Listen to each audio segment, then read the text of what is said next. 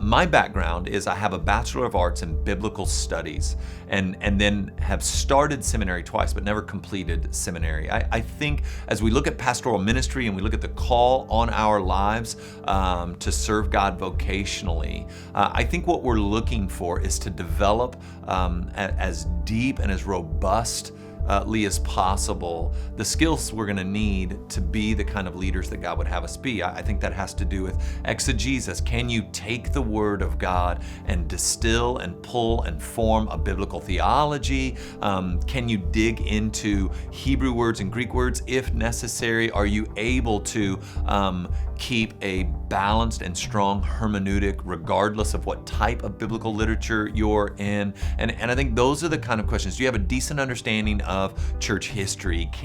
Do you know where the landmines are historically in ministry approaches? These are the kind of things that I think are important for men and women in ministry to know and have an understanding of. So I think that seminary is a place where that can be forged, but not necessarily the only place.